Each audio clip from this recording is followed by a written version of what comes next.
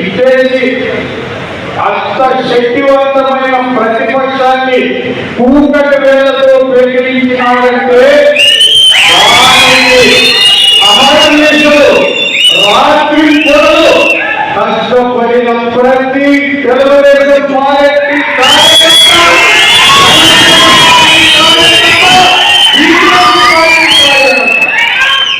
ఏ నాయకుడైనా భారతదేశంలో కార్యకర్తని విస్మరించిన నాయకుడు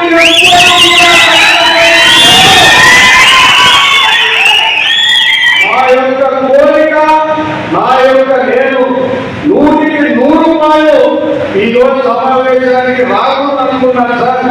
మీ యొక్క మరీ మల్లప్ప ఫోన్ చేసి ఎమ్మెల్యే గారు మిమ్మల్ని ఖచ్చితంగా రమ్మన్నారంటే నేను కూడా మల్లప్పకి నేను రాననే చెప్పాను. కానీ ఈ యొక్క అవకాశాన్ని 10 మంది ముందు మీకు డైరెక్ట్ గా నేను చెప్పాలని ఈ సమావేశానికి వచ్చాను సార్.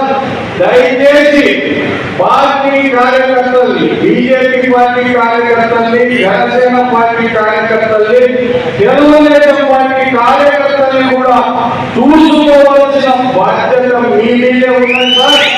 మీరు న్యాయం చేస్తారని మనస్ఫూర్తిగా నమ్ముతున్నా. మీరు మా కార్యకర్తలు, అన్ని పార్టీ కార్యకర్తలకి న్యాయం చేస్తే మిమ్మల్ని ఉదాహరణ మీద మా పార్టీ కార్యకర్తలు కూడా ఉన్నారని గుర్తించండి. వాళ్ళకి సహాయ సహకారాలు అందించండి.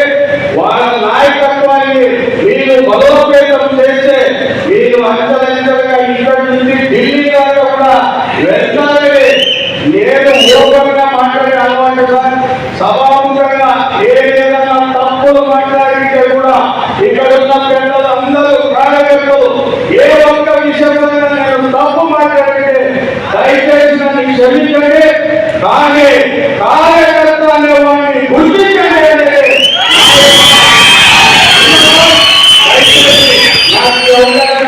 అందరికీ వేదిక మీద తెలుసుకుంటూ గౌరవనీయులు మన ఎమ్మెల్యే గారిని మా యొక్క కార్యకర్తల గురించి కూడా ఆలోచన చేయాలని ఈ సభాముఖంగా వారికి రిక్వెస్ట్ చేస్తూ నాకు ఇచ్చిన ఈ అవకాశాన్ని సద్వినియోగం చేసుకున్నానని నాకు అనిపిస్తుంది.